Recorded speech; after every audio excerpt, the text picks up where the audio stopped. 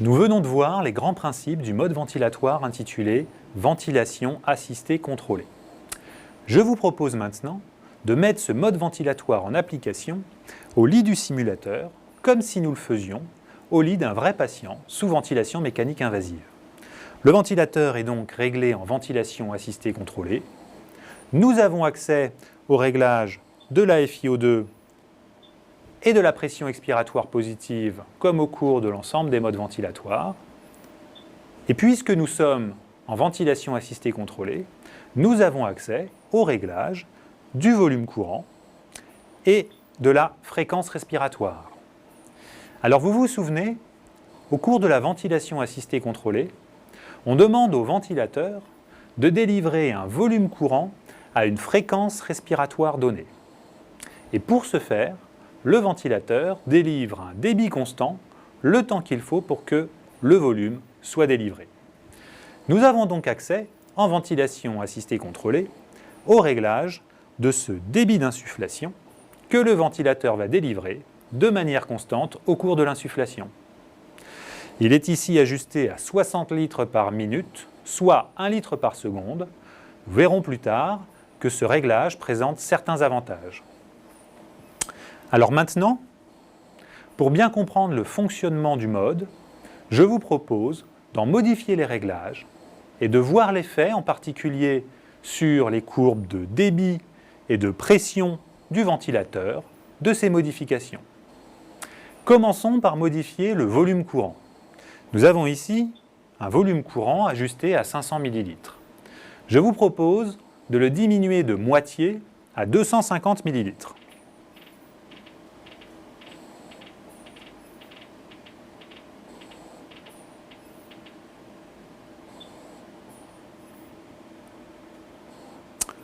Voilà, je vais geler l'écran du ventilateur afin de bien voir ce qui se passe. Je reviens un petit peu en arrière. Si vous avez du mal à visualiser les courbes, je vous invite à utiliser le canal vidéo dédié à la copie d'écran du ventilateur. Vous observez que le débit d'insufflation au cours de la phase inspiratoire reste constant. En effet, cette consigne n'a pas changé. Le débit d'insufflation reste ajusté à 60 litres par minute. Ainsi, lorsque l'on divise par 2 le volume courant, on divise par 2 le temps d'insufflation, puisqu'il faut 2 fois moins de temps pour délivrer le nouveau volume courant à débit constant. Le débit d'insufflation est actuellement réglé à 60 litres minute, soit 1 litre par seconde. Ainsi, pour délivrer un volume courant de 500 ml, le ventilateur a insufflé pendant 500 millisecondes. Et pour délivrer un volume courant de 250 ml, l'insufflation a duré 250 millisecondes. Alors revenons aux conditions initiales.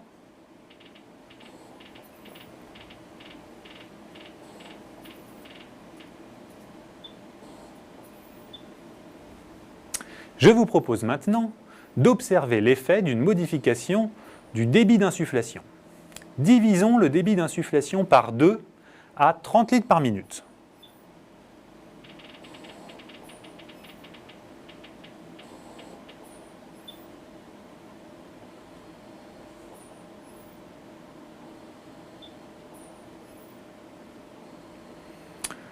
Gelons à nouveau l'écran et vous pouvez observer qu'à volume courant constant, si l'on divise le débit d'insufflation par 2, alors on double le temps d'insufflation.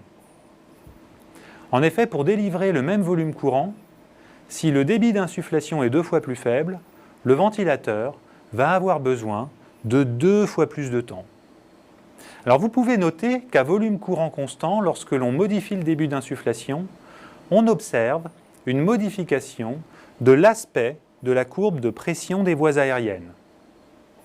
En particulier, la pression maximale, appelée pression de pic ou pression de crête, a ici diminué. Nous verrons pourquoi dans les vidéos suivantes. Revenons à nouveau à nos conditions initiales.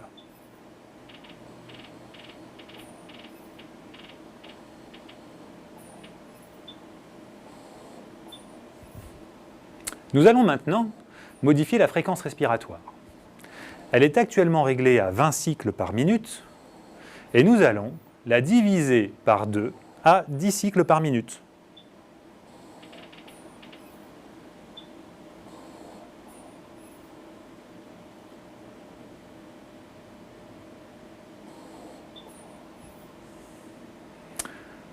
Nous procédons à nouveau à un gel de l'écran pour bien voir ce qui s'est passé. Vous pouvez observer que la phase d'insufflation n'est pas modifiée. En effet, ni la consigne de débit ni la consigne de volume courant n'ont été modifiées. Ainsi, le ventilateur continue de délivrer un débit d'insufflation à 60 litres par minute pendant 500 millisecondes afin de délivrer le volume courant de consigne qui est de 500 millilitres. Ce qui change, c'est uniquement la fréquence à laquelle ces cycles sont délivrés. En d'autres termes, la diminution de la fréquence respiratoire a eu pour conséquence d'augmenter la phase expiratoire. Revenons encore à nos conditions initiales.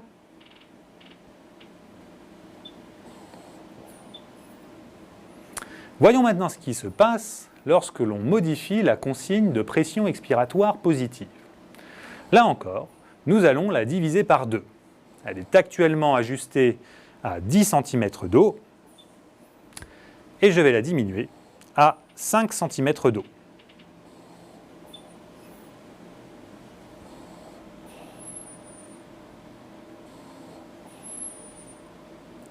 Je gèle l'écran du ventilateur et je reviens en arrière. Je signale en aparté que la mécanique respiratoire simulée de notre simulateur est actuellement stable, quelle que soit la pression expiratoire positive. Vous pouvez observer que lorsque l'on diminue la PEP de 5 cm d'eau, le débit d'insufflation n'est pas modifié. C'est logique, il est toujours réglé à 60 litres par minute. De même, le temps d'insufflation n'est pas modifié, puisque le volume courant est toujours réglé à 500 ml. En revanche, vous pouvez observer, au niveau du débit expiratoire, que celui-ci est augmenté au niveau du cycle qui correspond à la transition entre les deux PEP. C'est logique, le volume courant a été insufflé au-dessus d'une pression basale de 10 cm d'eau et l'expiration se fait contre une pression plus faible, donc plus de volume est expiré. Le volume étant l'air sous la courbe du débit. Sur les cycles suivants, un nouvel état d'équilibre est atteint et le débit expiratoire est à nouveau inchangé. Revenons une fois encore à nos conditions initiales.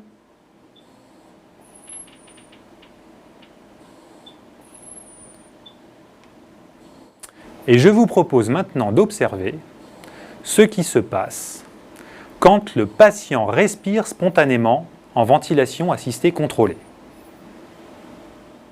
Voilà, maintenant le patient déclenche tous les cycles du ventilateur. Nous avons simulé une fréquence respiratoire de 25 cycles par minute, alors que la fréquence du respirateur est réglée à 20 cycles par minute. Ainsi, vous pouvez détecter que le patient déclenche les cycles du ventilateur en regardant la fréquence monitorée par le ventilateur. Elle est bien de 25 cycles par minute. Par ailleurs, la plupart des ventilateurs affichent un code, ici une lettre, pour nous indiquer qu'il s'agit de cycles assistés et non contrôlés. Vous pouvez noter que la survenue d'un effort inspiratoire du patient a eu un effet sur la courbe de pression des voies aériennes.